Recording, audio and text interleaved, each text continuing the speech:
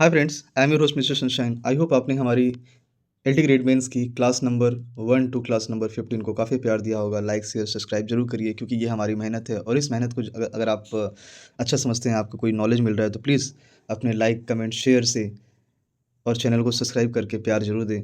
यहाँ हम बात करेंगे रॉबर्ट ब्राउनिंग की। रॉबर्ट ब्राउनिंग के पोएम के सेक्शन में आप देखेंगे इन्होंने 2 पोएम लिखी हैं। पहली पोएम है माय लास्ट टचेस और दूसरी पोएम है यहाँ पे प्रोस्पिस। अब यहाँ पे प्रोस्पिस और ये प्रोस्पिस हमारी क्लास नंबर 17 होगी और क्लास नंबर 16 में हम बात करेंगे माय लास्ट टचेस की। तो हमेशा की तरह हम यहाँ पर सबसे पहले बात करेंगे अबाउट द पोएट की, और अबाउट द पोएट के सेक्शन में आप देखेंगे रॉबर्ट ब्राउनिंग एक मेजर विक्टोरियन पोएट रहे हैं जो जाने जाते हैं अपनी मास्टरी किस चीज़ के लिए, ड्रामेटिक मोनोलॉग के लिए। और हर साल किसी न किसी कॉम्पिटिटिव एग्जाम में इससे पूछा जाता है और मेंस में अगर पूछा ना जाए तो फिर ये अतिशयोक्ति ही होगी। उनकी पोइट्री एक्सप्लोर करती है साइकोलॉजी, हिडन मोटिव्स और ह्यूमन फ्लॉज को लेके। माय लास्ट टचेस ये रिफ्लेक्ट है ब्राउनिंग का interest in power, jealousy, pride and darker side of human nature को लेके। अबाउट द पोएम की अगर बात करें तो these are the points and here we go. ये लिखी गई है 1842 में। इसका फॉर्म है ड्रामेटिक मोनोलॉग का, स्ट्रक्चर है सिंगल लॉन्ग स्ट्रेंजा का, राइमिंग स्कीम है heroic couplet A B B C, और इसका मीटर है आयम्बिक पेंटामीटर, और स्पीकर हैं इसके द ड्यूक ऑफ फेरा। और ये पोएम इंस्पायर्ड है by the hero historic figure. Summary की अगर बात करें तो ये पोएम ऑब्वियस सी बात है, आपने अभी यहाँ ऊपर ही देखा कि इसके स्पीकर क्या हैं, ड्यूक ऑफ फेरा हैं। सो हेयर यहाँ पे जो स्पीकर हैं ड्यूक, ड्यूक का मतलब होता है क्या, किंग, ठीक है। तो जो ड्यूक हैं वो शो कर रहे हैं portrait of his former wife the duchess को, और ऑब्वियस सी बात है इसका नाम ही है माय लास्ट टचेस। ये शो कर रहे हैं portrait of his former wife to a visitor, और जब विजिटर आता है तो अरेंज करता है ड्यूक की नेक्स्ट मैरिज को, और ड्यूक प्राउडली पॉइंट्स करते हैं painting his my last duchess, और ये एक्सप्लेन करते हैं that she was beautiful and kind but smile too easily at everyone. और इसीलिए ये फील करते हैं she did not value the 900 old name enough. This is, अब वो जलस क्यों है उनको, क्योंकि उनको ऐसा लगता है he become jealous of her friendly nature. आप अगर किसी से जल रहे हैं तो उसकी कामयाबी से जल रहे हैं वो एक अलग बात है, लेकिन यहाँ पे वो दिखाया गया है कि उसके फ्रेंडली नेचर से वो जलते हैं। इसीलिए तो आपने स्टार्टिंग वाले पार्ट में देखा होगा यहाँ पर ये माय लास्ट टचेस, यहाँ पे ब्राउनिंग रिफ्लेक्ट कर रहे हैं interest in power, jealousy, pride and darker side of human nature को। और यही चीज़ यहाँ पे जो ड्यूक ऑफ फेरा है उसकी क्वालिटी को दिखाई जा रही है कि वो जलस कर रहे हैं किसके, उसके फ्रेंडली नेचर से। Instead of explaining his feeling directly to her and give commands after that all smiles stop together, this suggest that he may have ordered her death. कि उसको समझाने के बजाय, कुछ बताने के बजाय वो क्या करते हैं, उसको ऑर्डर दे देते हैं कि उसे मार दिया जाए। और इसीलिए duke then shifts the conversation to the next marriage and talks about dowry. He finally points to the statue of Neptune taming the sea horse, symbolising his desire to control others. मतलब आप इस संसार में दूसरे लोगों को control नहीं कर सकते। अगर आपको किसी को कंट्रोल करना है तो आप खुद के डिज़ायर को कंट्रोल करिए, न कि दूसरों के डिज़ायर को, क्योंकि दूसरों के डिज़ायर को कंट्रोल करने का अधिकार आपके पास नहीं है। अगर थीम की बात करें तो there are 5 themes and here we go. Power and control, jealousy and possessiveness, pride and arrogance, art and reality, patriarchal authority. Important imagery कौन कौन सी है यहाँ पे, there are 4 important imageries, 1 2 3 and 4.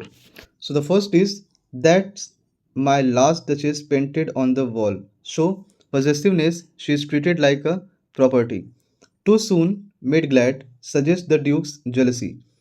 I gave command, then all smile stop together, hints at her murder.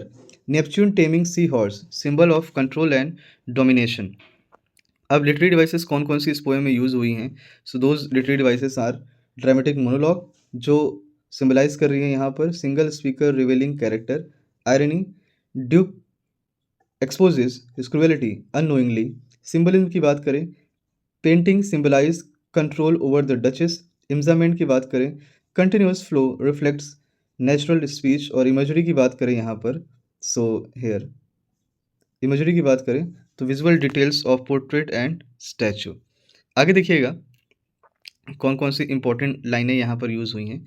So those important lines are here, first, second and that third.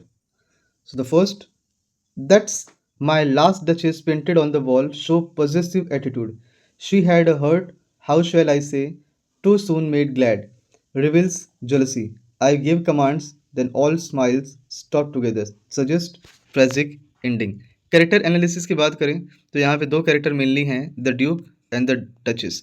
अब the Duke के बारे में क्या है कि ये प्राउड एंड एरोगेंट है, extremely jealous है, कंट्रोलिंग एंड अथॉरिटेटिव है, emotionally cold and represent patriarchal power. ये सारी जो क्वालिटीज़ जो ड्यूक के लिए दी गई हैं, ऑब्वियस सी बात है ये सारी क्वालिटीज़ क्या हैं, निगेटिव हैं। और रॉबर्ट ब्राउनिंग ने यही चीज़ दिखाई है कि ये सारी क्वालिटी कहीं ना कहीं ह्यूमन के अंदर भी हैं और ह्यूमन इसी तरीके का बिहेव करते हैं। अगर वहीं डचेस की बात करें तो उसके लिए kind and innocent, friendly and warm, appreciate simple pleasure, victim of male dominance. The duchess की जो क्वालिटी है ये ह्यूमंस के अंदर होनी चाहिए, बिकॉज ये सारी क्वालिटी रिफ्लेक्ट करती हैं पॉजिटिवनेस को, बट एक्चुअली में ये सारी क्वालिटी ह्यूमन के अंदर है ही नहीं। और हमारे रॉबर्ट ब्राउनिंग ये इन्हीं चीज़ों को अडॉप्ट करने की बात कर रहे हैं कि ह्यूमन को इन्हीं सब क्वालिटीज़ को अडॉप्ट करना चाहिए। क्रिटिकल अप्रिसिएशन की बात करें तो यहाँ पर देखिएगा, these are the critical appreciations. So in the starting paragraph, my last duchess, ये एक फाइनेस्ट ड्रामेटिक मोनोलॉग है विक्टोरियन पोइट्री का, जहाँ पे ब्राउनिंग ब्रिलियंटली रिवील करते हैं ड्यूक की पर्सनालिटी को थ्रू हिज ओन स्पीच। और ड्यूक ट्राइज करते हैं जस्टिफाई करना उनका एक्शन, और किस तरीके का एक्शन, जो उन्होंने अपनी रानी को मरवा दिया है उस एक्शन को जस्टिफाई करने की कोशिश करते हैं, लेकिन इसके बावजूद वो खुद ही एक्सपोज हो जाते हैं अपनी क्रुएलिटी से और अपनी इनसिक्योरिटी से। और उनका जो ऑब्सेशन है कि उनका जो स्टेटस है वो और control reflects rigid society of hierarchy, ये बना रहे किसमें, रिनेसांस में। और कहाँ पर है ये, इटली में। और ये पोएम एक और कमेंट करता है ऑब्जेक्शनिफाइड ऑफ वुमेन, कि महिला जिस तरीके से समाज में अपने आप को रिप्रेजेंट करना चाहती है उसे रिप्रेजेंट करने दिया जाए, उसे ऑब्जेक्टिफिकेशन न किया जाए कि नहीं आपको ये करना चाहिए, आपको नहीं करना चाहिए, आपको यहाँ जाना चाहिए, आपको नहीं जाना चाहिए। इस तरीके से कभी किसी को कंट्रोल नहीं करना चाहिए। This poem is talking about that the duchess is reduced to painting silent and control. अब यहाँ पे heroic couplet from gives structural discipline with enjoyment creates controversial tone. अभी आपको इंजॉयमेंट का मतलब पता चल गया होगा, अगर आप फिगर ऑफ स्पीच या लिटरेरी वाइज लगातार देख रहे हैं तो कोई ऐसी लाइन जहाँ पर लास्ट में कोई कॉमा या फुल स्टॉप या फिर कोई और पंचुएशन मार्क ना आए, सो वो क्या होगा, आपका एंजॉयमेंट का सेक्शन होगा। तो ये final image of Neptune taming the sea horse symbolise करती है कि ड्यूक का डिज़ायर टू डोमिनेंस।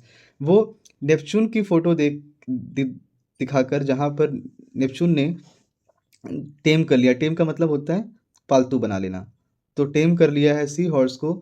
इसी तरीके से ड्यूक को भी दिखाया गया है कि वो भी डोमिनेंस करना चाहते हैं, और इसीलिए ये पोएम एक साइकोलॉजिकल स्टडी है किस चीज़ का।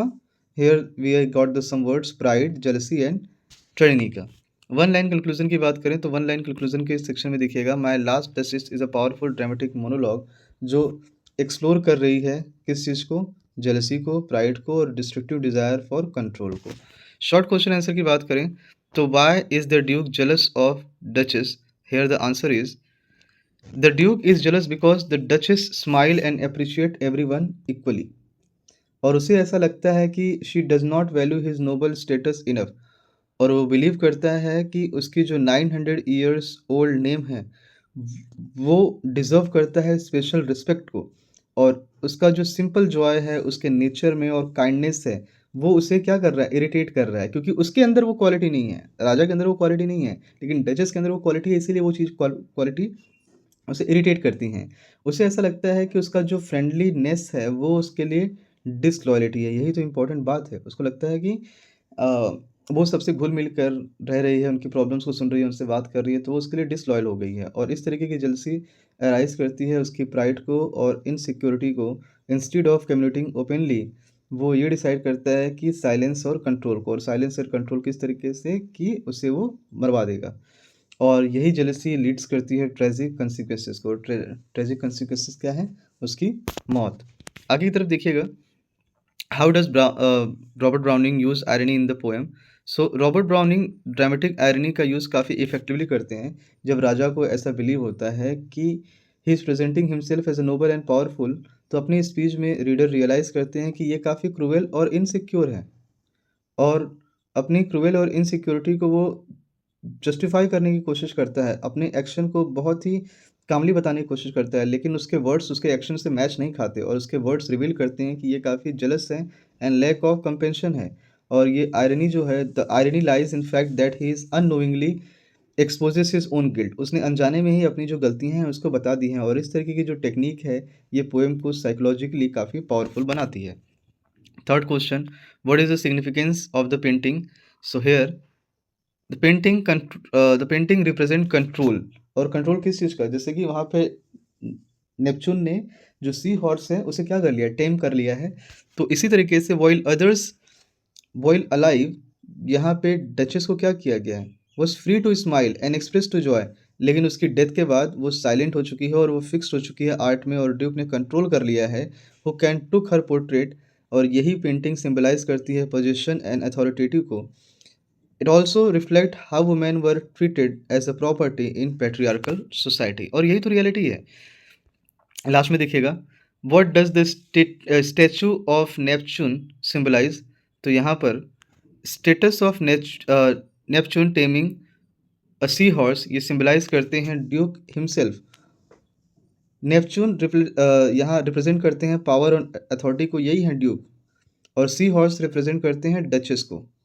Just as Neptune control sea horse, और ड्यूक कंट्रोल करना चाहते हैं अपनी वाइफ को, और वो कंट्रोल कर भी लेते हैं। कैसे? उसका मर्डर करवा के। जब उसका मर्डर करवा देते हैं तो ऑब्वियस सी बात है, वो हमेशा हमेशा के लिए उसको क्या करते हैं, फ्रीज कर देते हैं एज अ पेंटिंग। ये इमेज रेनफोर्समेंट है, मतलब दबाव डाल के बात करने वाली बात करते हैं, theme of domination and pride का। लॉन्ग क्वेश्चन आंसर की बात करें तो discuss my last duchess as a dramatic monologue. तो यहाँ पर आंसर है in 1 2 3 4 5 paragraph. My last duchess ये परफेक्ट एग्जाम्पल है ड्रामेटिक मोनोलॉग का। ये इंटायर पोएम ड्यूक के थ्रू बोली गई है, in a silent as a silent listener. वही बोल रहा है, वही सुन रहा है, क्योंकि वहाँ पे ऑडियंस वही है, स्टार्टिंग में आपने देखा होगा। Through his speech readers understand his personality and past action. Browning use करते हैं उनके फॉर्म का, उसकी साइकोलॉजी को रिवील करने के लिए, रेदर देन डायरेक्ट नरेशन। और ड्यूक का जो टोन है ये अपीयर होता है एज अ पोलाइट एंड काम, लेकिन उसके जो शब्द होते हैं वो प्राइड एंड क्रुएलिटी को रिप्रेजेंट करते हैं। स्पीकर नेवर स्पीक्स, यहाँ पर जितने लिसनर हैं वो कभी कोई बात नहीं बोल रहे हैं, लेकिन वो उसकी जो प्रेजेंस है, उसकी प्रेजेंस से वो समझ पाते हैं कि वो क्या कहना चाहता है। यहाँ पे क्या कहने का सेंस ये है कि राजा अपनी बढ़ाई में ही बहुत सारी बातें कह रहा है, लेकिन उसको रियलाइज़ नहीं हो रहा है कि वो अपने बारे में जितनी सारी बातें कह रहा है उस कॉन्वर्सेशन में, उस पूरे कॉन्वर्सेशन में वो अपने बारे में ही गलत-सलत बातें बता रहा है, और अपनी क्रूएलिटी को क्या कर रहा है, लोगों के बीच में रिप्रेज़ेंट कर रहा है।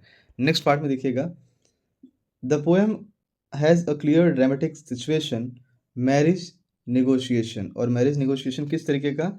The duke's description of his previous wife indirectly warns about his controlling nature. और ये यहाँ पे हीरोइक कपलेट स्ट्रक्चर है, add rhythm and control reflecting the duke's personality, enjambment creates conversational flow. और इसीलिए ये ड्रामेटिक मोनोलॉग अलाउ करती है ब्राउनिंग को present a deep psychological portrait. Analyze the theme of power and control in the poem. So here we go, 1 2 3। Power और control इस poem को dominate करते हैं। राजा हमेशा चाहता है कि वो डचेस को अपनी प्रॉपर्टी बना के रखे, वो वैल्यू करता है उसके नोबल नेम को मोर देन हर इंडिविजुअलिटी। वो कभी नहीं चाहता कि वो उसको टॉलरेट करे एज इंडिपेंडेंस, वो हमेशा उसे बांध के रखना चाहता है, और वो पेंटिंग यही सिंबलाइज करती है कि उसके कंट्रोल को। ये डिसाइड करता है कि कौन उसे देख सकता है, कौन उसे नहीं देख सकता। और ये जो लाइन आती है, आई गेव कमांड्स, ये सजेस्ट करता है उसके अथॉरिटी को ये डिसाइड करना उसका लाइफ और डेथ, किसका, रानी का लाइफ और डेथ वो डिसाइड करेगा। और उसका जो स्टेटस है, लाइक राजा बने रहना, और हमेशा राजा बने रहना, और किसी भी चीज़ को हमेशा कंट्रोल करके रखना। तो ये सारी चीज़ें यहाँ पर पोएम के थ्रू दिखाई गई हैं, और ये प्योरली रिप्रेजेंट करता है डोमिनेशन को। और ड्यूक बिलीव करते हैं relationship should be control and discipline. और ये साथ ही साथ यहाँ पर वो चीज़ें भी लेके आती हैं कि ब्राउनिंग क्रिटिसाइज़ करते हैं पैट्रियार्कल अथॉरिटी को थ्रू हिज कैरेक्टर, और ये पोएम शो करती है कि किस तरीके से पावर का मिसयूज़ करके डिस्ट्रॉय किया गया है इनोसेंस लाइफ को। और ये पोएम स्ट्रॉन्ग कमेंट्री है मेल डोमिनेंस एंड टेरेंट्री को। नेक्स्ट क्वेश्चन की बात करें तो यहाँ पर पूछा गया है examine the character of Duke. तो आंसर में देखेंगे आप, यहाँ पर ड्यूक को काफ़ी पावरफुल और प्राउड और एरोगेंट दिखाया गया है, और एक्सट्रीमली कॉन्शियस है अपने सोशल स्टेटस को लेके। वो वैल्यू करता है नोबल हेरिटेज को डीपली, और उसकी जो जेलसी है वो इनसिक्योरिटी की तरफ है। इसके साथ ही साथ अगर मैं आगे की तरफ आपको दिखाऊं, ये लैक ऑफ इमोशनल वार्मथ है, और साथ ही साथ ये चूज़ करता है हमेशा कमांड करना। और उसका कमांड क्या है? उसका कमांड है यही कि वो जो डचेस है उसको मरवा दिया जाए, और लास्ट में वो मर भी जाती है, और उसका जो डेथ है वो शो करता है क्रुएलिटी को। एट द सेम टाइम यहाँ पर हमारा जो राजा है, जो ड्यूक है, वो आर्ट और ब्यूटी को इतना नहीं मानता, वो इंडिकेट करता है इसे एज ए सॉफ्टिकेशन। और हाउएवर ये इसका जो आर्टिस्टिक टेस्ट है वो कंट्रास्ट है शार्पली हिज मोरल इंटेंसिटिविटी को। और ड्यूक यहाँ रिप्रेजेंट कर रहा है कॉम्प्लेक्स कैरेक्टर को। और इसके साथ ही साथ आप यहाँ पे देखोगे कि वो हर्टलेस है। ब्राउनिंग मास्टरफुली पोर्ट्रेट करते हैं कि वो काफ़ी चार्मिंग और टेरिफाइंग दोनों एक साथ बनने की कोशिश करता है, लेकिन एक्चुअली में वो काफ़ी क्रूएल है। और इसी तरीके से यहाँ पर ड्यूक स्टैंड होता है as a most powerful psychological character in Victorian poetry. तो आई होप आपको ये पूरी की पूरी पोएम काफ़ी समझ में आई होगी, अच्छी लगी होगी, इंपॉर्टेंट क्वेश्चन आंसर भी आपने नोट कर लिए होंगे, की पॉइंट्स आपने कॉपी में बना लिया होगा। नेक्स्ट क्लास में हम बात करेंगे रॉबर्ट ब्राउनिंग के क्लास नंबर 17 प्रोस्पेक्ट्स को। Till then signing off, bye, Jai Hind everyone.